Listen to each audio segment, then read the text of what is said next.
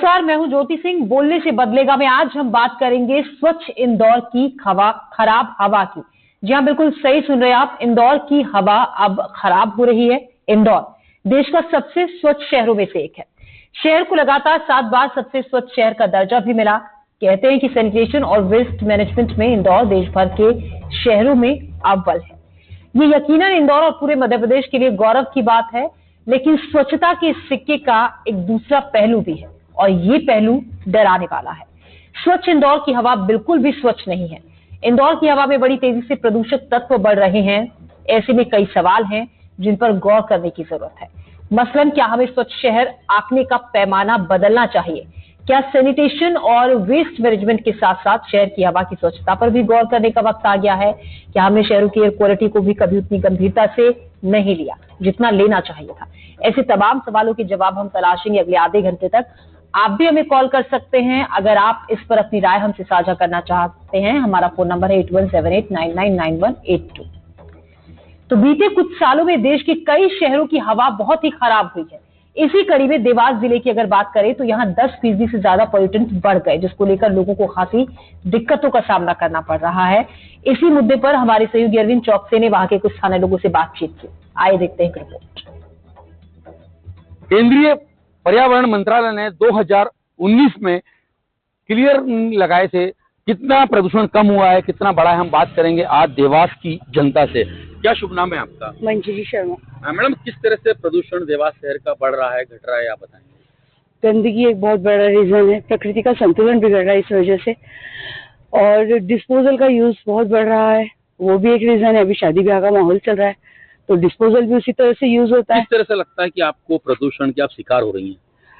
हवा में ही प्रदूषण है। हवा में इस तरह प्रदूषण है कि हम सांस लेते हैं तो ही हमें महसूस होता है कि ये एकदम प्योर हवा नहीं है। किस तरह से लग रहा है आपको प्रदूषण? तो ये प्लास्टिक की बोतलें वगैरह ये सब, तो उससे भी प्रकृति में जो वातावरण है वो दूषित होता जा रहा है। प्रदूषण बढ़ रहा है। सबसे ज्यादा प्रदूषण पेड़ काटने से बढ़ रहा है, तो हमको पेड़ कम से कम काटना चाहिए। बहुत ज्यादा पेड़ नहीं काटना चाहिए। और ये प्लास्टिक डिस्पोजल, इन सब के कारण भी महसूस हो रहा है कि पेड़ों को कम काटना चाहिए, प्लास्टिक का यूज कम होना चाहिए। और इस तरीके से हम धुआं, हर जगह धुआं होता है, इस तरीके से हमको ऐसा लगता है कि प्रदूषण का आपको बहुत ध्यान रखना चाहिए। धुआं, फिर पानी में बहुत ज्यादा प्रदूषण हो रहा है। और एक जो ये फसल कटने के बाद जो किसान जो आग लगाते हैं, जो डंठल बच जाते हैं उसके बाद, उससे इतना ज्यादा पोल्यूशन हो रहा है, बहुत ज्यादा। ये जो प्लास्टिक की पॉलीथीन, बच्चों के जो फूड्स आजकल प्लास्टिक में आते हैं, इन्हें कैरी बैग में जो थैली से बनी नहीं रहे उनमें देना चाहिए। हम सब की है यही जिम्मेदारी, प्रदूषण मुक्त हो दुनिया हमारी। हम सुबह बहुत खुश होकर घर से निकलती हैं कि हम मॉर्निंग वॉक के लिए जा रहे हैं। अब बड़ी अच्छा कोहरा है, हमें बड़ी अच्छा लगेगा, लेकिन यह कोहरा नहीं है, यह धुआं है, यह पॉल्यूशन है। इससे हमें बचना है और कोशिश करें कि अधिक से अधिक पेड़ पौधों को लगाएं और सभी पॉल्यूशन मुक्त रहे। आज देवास में फ्लाईओवर बन रहे हैं, बड़ी बड़ी इंडस्ट्रियां लग रही, लेकिन धीरे धीरे हम देख रहे हैं कि हमारा जीवन का स्तर तो गिरता चला जा रहा है। तो आज हमें प्रदूषण बढ़ रहा है तो उसके प्रति हमें भी सचेत होना है। और जो सुबह सुबह हम सोच रहे हैं कि हम सेहत के लिए निकल रहे हैं, होता क्या है, रात भर में जो वायुमंडल की जो वो पार्टिकल्स रहते हैं वो नीचे रहते हैं। तो जितना हम खुली श्वास के लिए जा रहे हैं उतना हम बीमारियों को घर पे लेके आ रहे हैं।